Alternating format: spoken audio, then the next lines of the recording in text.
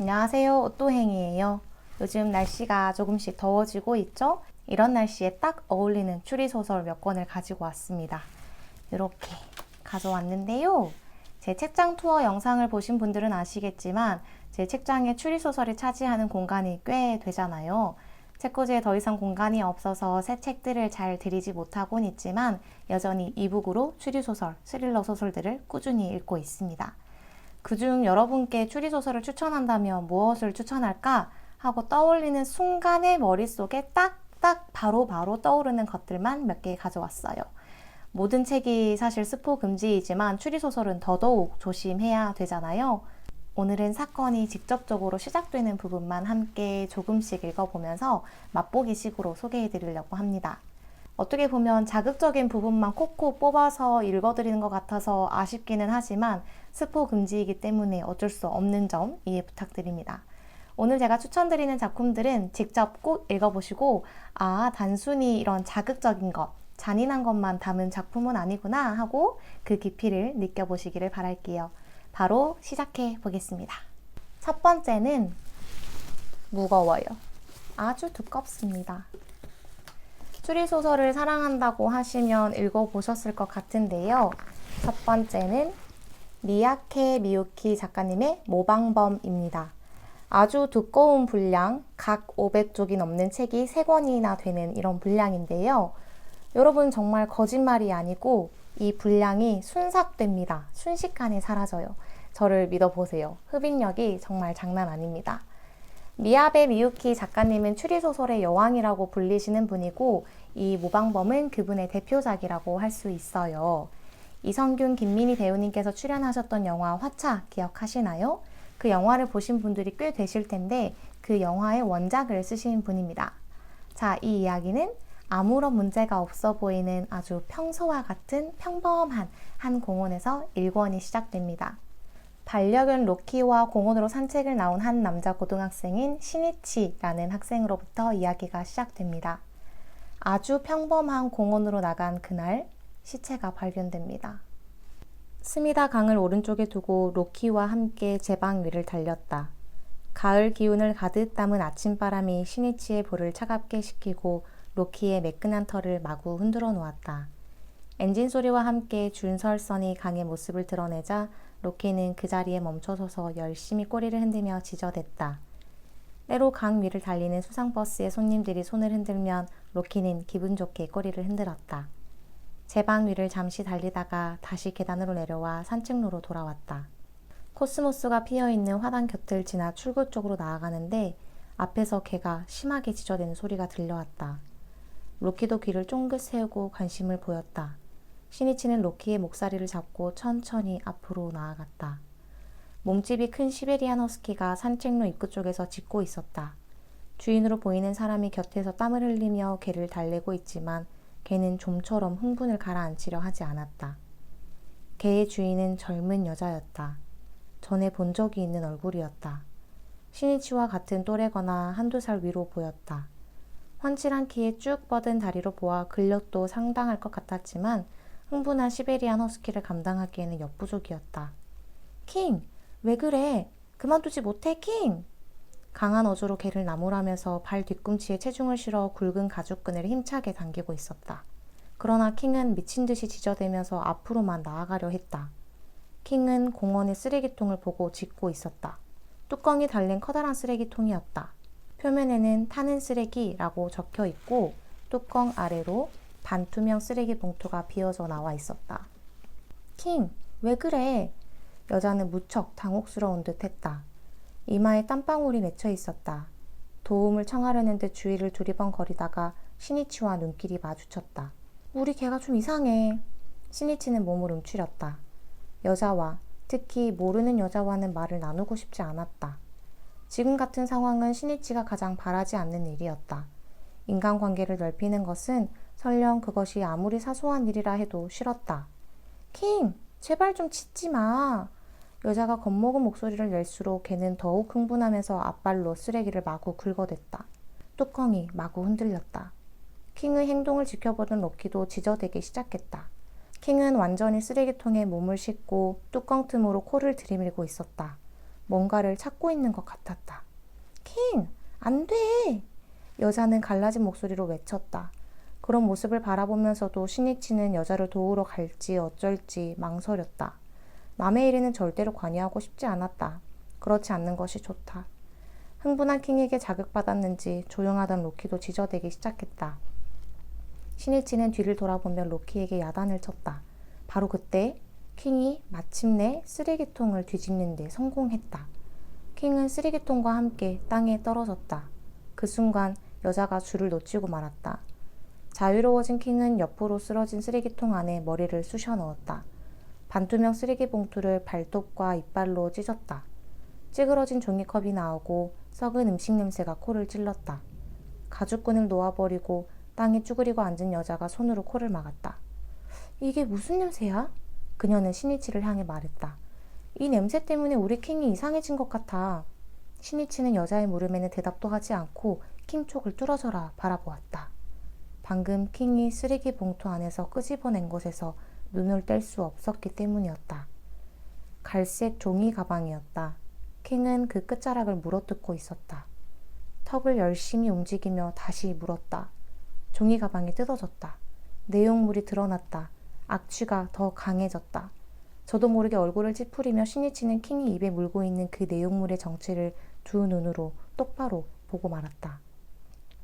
사람의 손이었다. 팔꿈치 아래쪽.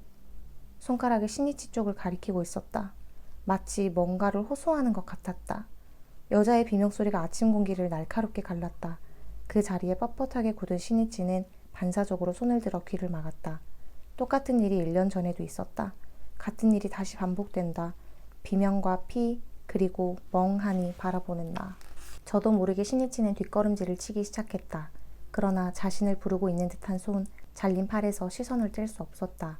그 손톱은 화단 속에서 활짝 피어난 코스모스의 꽃잎처럼 엷은 자주색으로 물들어 있었다. 이렇게 첫 부분이 시작돼요. 1996년 도쿄의 한 공원에서 쓰레기통에 버려진 여자의 오른팔과 핸드백이 발견되며 이야기가 이렇게 시작이 되는데요. 핸드백의 주인은 3개월 전에 실종된 후루카와 마리코라는 20세 여성으로 알려집니다. 그런데요, 범인이 아주 대담해요. 죄책감이라든지 혹은 잡힐까봐 두려움에 떤다든지 이런 감정이 전혀 없이 방송국에 대담하게 목소리 출연을 합니다. 그리고 그 핸드백의 주인과 오른팔의 주인은 각각 다른 사람이라는 사실을 스스로 알리죠. 또 피해자의 외할아버지에게 직접 전화를 걸어 농락까지 합니다. 방송을 통해 스스로의 범죄를 자랑하는 범인의 당당함이 이 1권을 가득 채웁니다. 그리고 1권의 마지막 쯤에 도달할 때쯤 이 파렴치한 범인이 교통사고로 사망해버리는 스토리가 나와요. 아직 이야기가 이렇게 천 쪽이나 남았는데 범인이 죽어버린다고? 엄청난 충격과 물음표를 아는 채 2권, 3권으로 이야기가 이어집니다. 범인의 성장 과정, 어떠한 생각과 의도와 감정으로 이런 끔찍한 일을 저지르게 되었는지 2권과 3권에 서술되어 있는데 읽으면서도 꽤 불편하기도 했어요. 근데 흡입력이 뛰어나다 보니 끝까지 완독하게 됐습니다.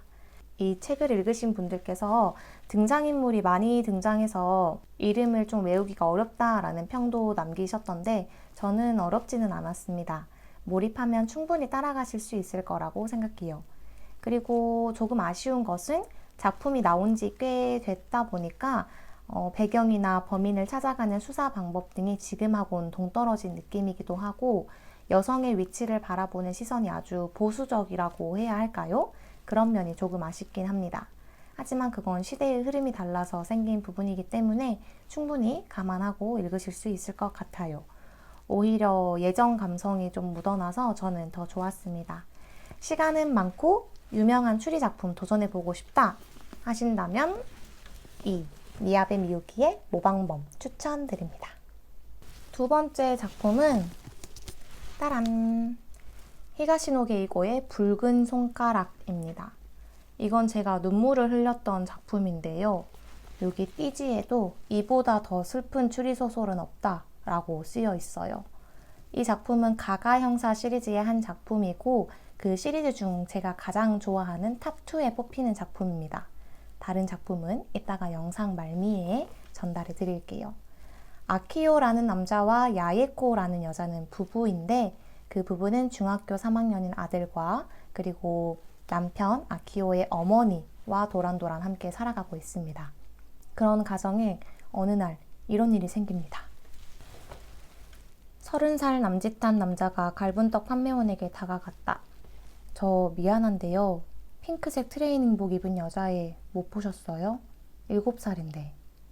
기묘한 질문에 아키오는 발을 멈추고 돌아보았다. 남자는 사진 한 장을 판매원에게 보여주고 있었다. 키는 요만하고 머리는 어깨쯤까지 길어요.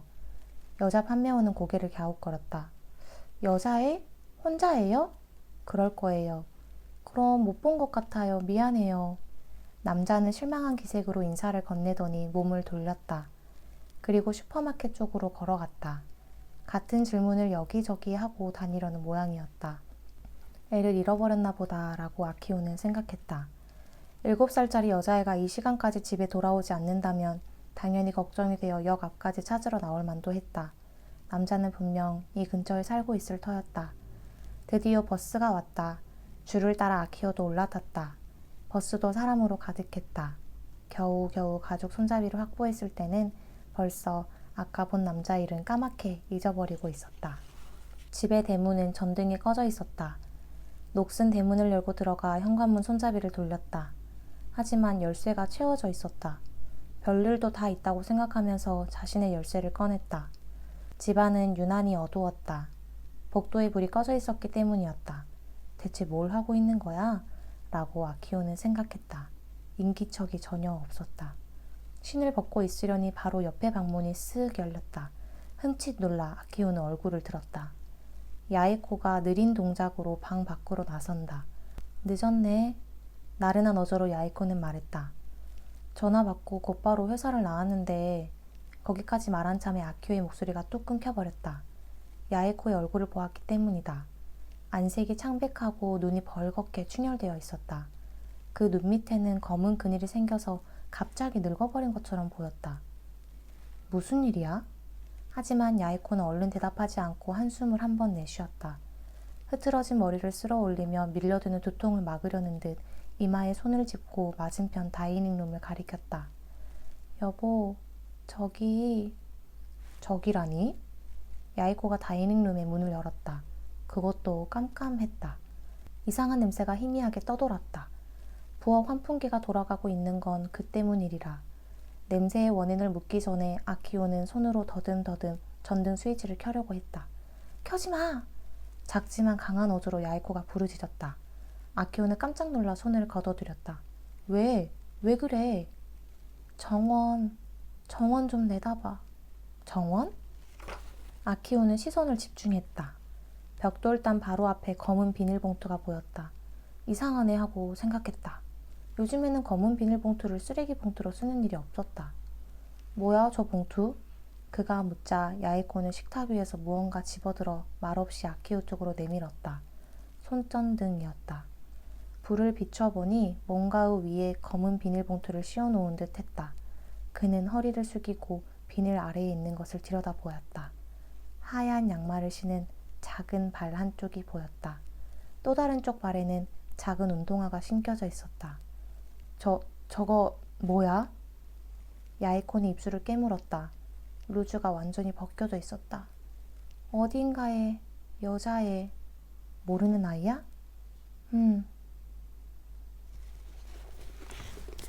퇴근하고 돌아왔더니 자기 집에 모르는 여자애, 아주 어린 여자아이가 검은 비닐봉지에 덮여서 정원에 누워있다. 그리고 왠지 죽은 것 같다. 집에 이상한 냄새가 풍긴다. 이 상황만큼 몰입이 되는 상황이 있을까? 이 책 정말 재밌고요. 재미있지만 이 책을 집필하실 때 일본의 청소년 범죄와 고령화 사회가 아주 크나큰 문제로 짚이고 있었다고 해요. 물론 지금도 그 문제들은 우리가 해결해야 하지만 그것들을 담은 책이고요. 저는 부모가 자식을 사랑하는 만큼 자식도 부모를 사랑할 수 있는가? 라는 물음을 스스로에게 던지며 읽었던 작품이었습니다. 저는 아직 자녀가 없어서 제 부모님의 입장을 100% 이해할 순 없지만 확실히 알거든요. 부모님께서 저에게 주시는 그 사랑의 양만큼 저는 다시 돌려드리는 수 없고 그 사랑의 모양은 흉내도 낼 수 없다는 것을 저는 확실히 알고 있습니다. 자식을 향한 부모의 사랑은 이 세상 어떤 사랑보다도 끈적하고 단단하고 깊잖아요. 그 마음을 추리소설에서 느낄 것이라고는 상상을 못했는데 여기에서 제가 느껴버렸습니다. 사실 이걸 보면서 분노가 치밀어 오르는 부분이 한두 개가 아니었지만 소설이니까 참았고 어쩌면 현실에서도 누군가는 이럴 수 있을 것 같다 하면서 또 참게 되기도 했어요. 이러면 안 되지만 좀 그럴싸하다랄까. 어쨌든 가가 형사 시리즈 중에서 가장 재미있는 작품이라고 생각합니다. 추천드릴게요. 세 번째도 히가시노 게이고 작품인데요. 이 작품은 읽은 지 너무 오래돼서 지금 재독해도 사실 트릭이 하나도 기억이 안 날 것 같은데 앉은 자리에서 완독했던 아주 흥미롭게 읽었던 기억이 있어서 우선 자신 있게 들고 왔습니다. 바로 가면산장 살인사건입니다.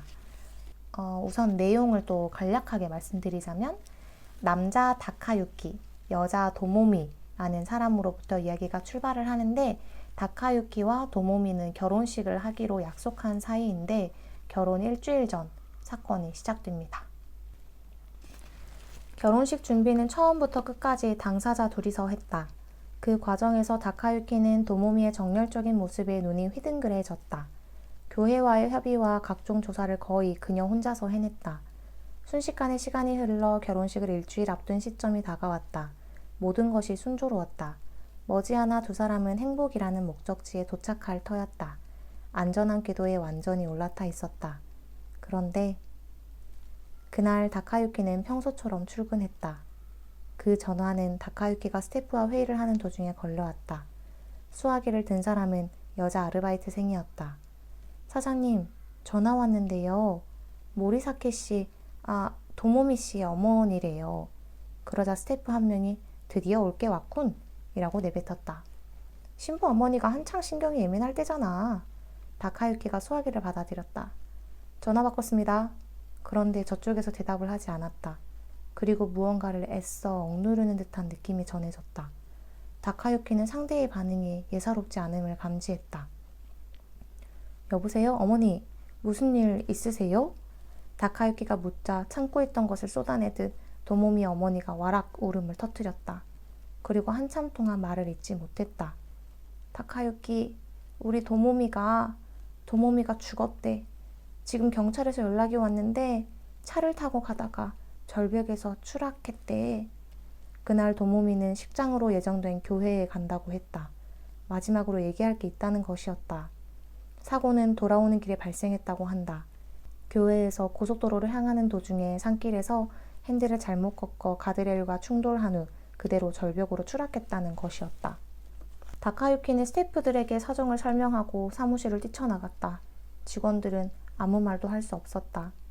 경찰서에는 사고 목격자가 와 있었다. 그의 말에 따르면 도모미는 핸들을 잘못 꺾었다기보다 핸들을 꺾을 의사가 거의 없는 것처럼 보였다고 한다. 지역 경찰 교통과에서는 그 증언을 참고해 졸음운전을 했을 가능성이 크다고 판단했다. 자살 가능성도 고려했지만 결혼식을 일주일 앞둔 도모미가 스스로 목숨을 끊을 만한 이유는 어디에도 없었다. 다카유키 또한 그녀가 자살했다고는 상상할 수 없었다. 영정 옆에는 나흘 후면 그녀가 입을 예정이었던 하얀 웨딩드레스가 놓여 있었다. 이렇게 프롤로그가 출발합니다. 그리고 이 사건으로부터 몇 달이 지난 후에 이 사망한 여자 도모미의 아버지인 노부히코가 다카유키를 별장으로 초대합니다.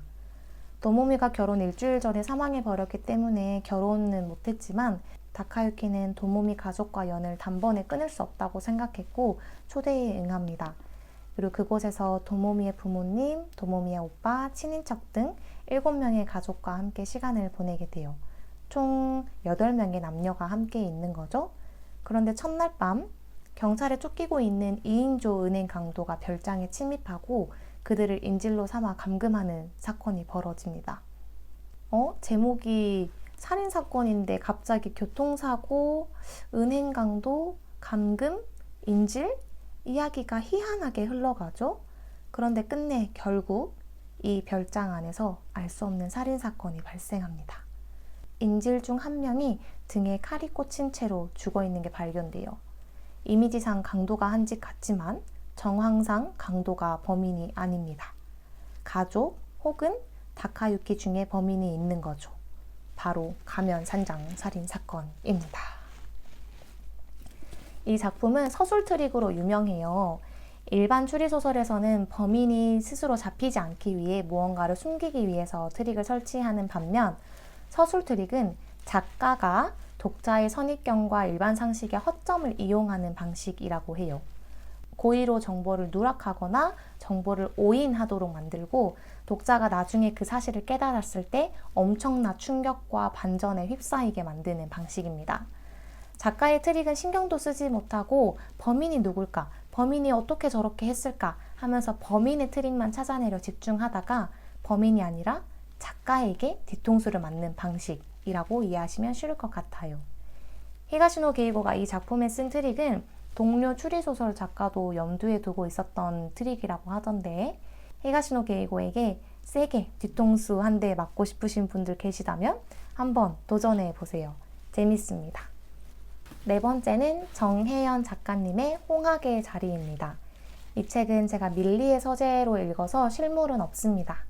홍학의 자리는 최근에 읽으신 분들이 너무너무 많고 제 영상에 한번 등장했던 작품이라 제가 넣을까 말까 고민을 했었는데 그래도 최근 저에게 아주 큰 충격과 큰 반전을 아주 묵직하게 때린 작품이라 다시 한번 언급하고 싶었습니다. 1, 2년 전쯤 물고기는 존재하지 않는다. 룰루 밀러의 작품이죠. 추리소설은 아니지만 그 책이 베스트셀러에 있을 때 절대 스포 금지인 책이다 라고 많이들 말을 했었는데 이 작품도 똑같아요. 홍학의 자리, 이 작품의 꽃말은 절대 스포 금지입니다. 이 작품은 끝까지 읽지 않으실 거라면 아예 시작하지도 않아야 돼요. 끝까지 무조건 가야 이 작품의 진가를 아실 수 있거든요. 이 작품은 고등학교를 배경으로 합니다. 45살 남교사 준후와 18살 곱디 고훈 다연을 중심으로 이야기가 시작돼요. 둘은 부적절한 관계를 가지고 있습니다. 45살과 18살, 나이차도 문제지만 교사와 학생 간의 부적절한 관계라니 저는 교사로서 일하고 있는 사람이기 때문에 처음에 이 부분을 받아들이기가 힘들어서 그만 읽고 덮을까? 다른 책 읽을까? 고민도 했지만 프롤로그를 너무 인상 깊게 읽어버린 탓에 덮을 수가 없었어요. 프롤로그를 나눠볼게요. 호수가 다연의 몸을 삼켰다. 가느다랗고 부드러운 머리칼과 잘록한 허리, 밤을 새워 지분되던 가슴과 길쭉한 다리, 사랑을 나눌 때면 천장을 향해 만족스러운 듯 뻗던 희고 긴 손가락이 기억과 함께 호수 바닥으로 사라졌다. 쉴 새 없이 움직이던 그를 재촉하듯 질러대던 교성은 이미 숨을 잃은 다현이 더 이상 가질 수 없는 것이었다. 다현을 완전히 삼킨 호수는 조용히 파문을 일으켰다. 거친 숨을 헐떡이며 준우는 파문의 궤적을 응시했다. 왜 이렇게 된 걸까? 호수는 모든 것을 잊은 듯 잠잠해졌다. 바람이 불었다. 제대로 관리되지 않아 엉망으로 자라난 풀들이 부딪히며 자극적인 소리를 냈다. 준우는 어깨를 흠칫 떨었다. 뒤돌아 보였다. 아무것도 없었다. 이곳에서 생명을 가진 것은 그가 유일했다. 준우는 안도의 한숨을 내쉬며 다시 호수를 향해 고개를 돌렸다. 호수의 표면에 그의 얼굴이 비쳤다. 아주 잠시 준우는 그것이 자신의 얼굴이라는 것을 깨닫지 못했다. 무섭게 굳어버린 얼굴 속에 일그러진 욕망이 있었다. 두려움과 슬픔의 외피를 두른 악마가 도사리고 있었다. 다현은 준우가 욕심을 내어서는 안 되는 사람이었다. 이미 45이 된 그는 18의 다현을 포기해야 했다. 하지만 그러지 못했다. 연락의 순간이 끝나면 준우는 마치 의식처럼 다현의 작은 몸을 끌어안았다. 그럴 때면 문득 현실이 실감나지 않았다. 이 순간이 자신의 것이라는 게 믿어지지 않았다. 다현의 몸을 더욱 꽉 끌어안는 것으로 현실을 일깨웠다. 다현은 품에 안긴 채로 작은 손을 뻗어 준우의 푸릇한 수염을 만지곤 했다. 준우는 호수 표면에서 일렁이고 있는 자신의 얼굴을 응시했다. 다현이 좋아했던 것은 이런 얼굴은 아니었겠지? 다현이 죽어서 다행이다. 적어도 다현이 마지막으로 본 것은 좋아했던 표정이었을 때니까. 심연 속에서 빠져나와 손목의 시계를 확인했다. 더는 지체할 수 없었다. 이곳을 떠나야 했다. 잘못하면 모든 것이 엉망이 되고 만다. 그는 몸을 돌렸다. 차는 조금 떨어진 비포장 도로에 그대로 서 있었다. 그쪽을 향해 걸었다. 올 때는 다연히 함께였다. 살아있지는 않았더라도. 하지만 그는 이제 혼자다.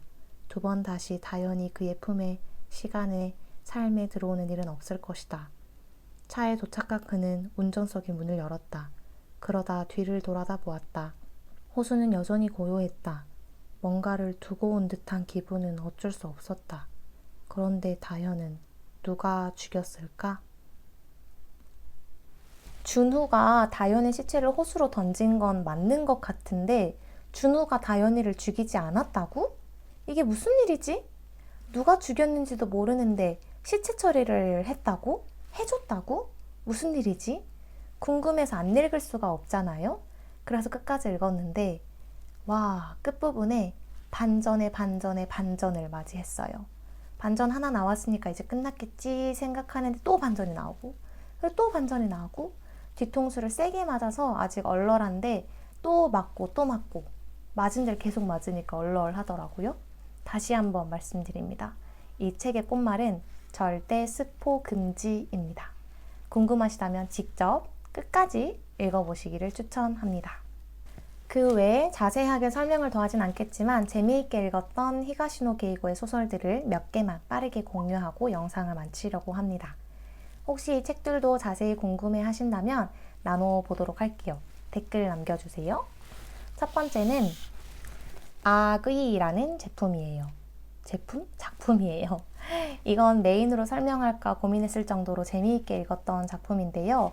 아까 소개드렸던 이 붉은 손가락하고 둘 중에 무엇을 소개시켜드릴까 고민을 하다가 조금 더 설명하기 쉬운 붉은 손가락을 소개를 드렸는데 이 아기도 정말 재밌게 읽었어요. 피해자의 친구와 형사의 기록이 핑퐁핑퐁 번갈아 가면서 전개되는 독특한 형식을 가지고 있는 책인데요. 사람이 어디까지 악해질 수 있는가? 사람은 본래 선한가 악한가? 악함의 출발은 어디일까? 그리고 그 출발점이 있긴 할까? 이런 질문들, 인간의 악에 대해서 생각해보고 싶다면 추천드립니다. 두 번째는 너무 유명해서 메인으로 소개해드리지 않은 책인데요. 바로 용의자 X의 헌신입니다. 이건 제가 정말 많이 여러 번 읽었던 책이에요. 영문판으로도 읽고 영화도 몇 번 봤고 지인들에게 강력 추천하기도 했습니다. 영화는 용의자 X의 헌신이 아니라 용의자 X라는 이름으로 나와 있으니까 한번 찾아보세요. 뭐야, 이야기가 저렇게 끝나나? 하는 도중에 역시 이게 끝이 아니구나. 저렇게 끝나는구나. 사람이 저렇게 헌신할 수 있다고? 저게 되는구나 하고 벙찌게 되는 작품입니다. 세 번째는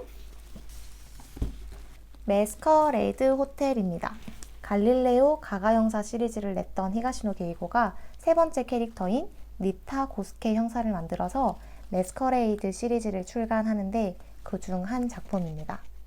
도쿄에서 의문의 연쇄살인이 연이어서 일어나고 피해자들 간의 연결고리도 없어 보이는데요. 그런데 살인사건 현장마다 알 수 없는 숫자 메시지가 남겨져 있어요.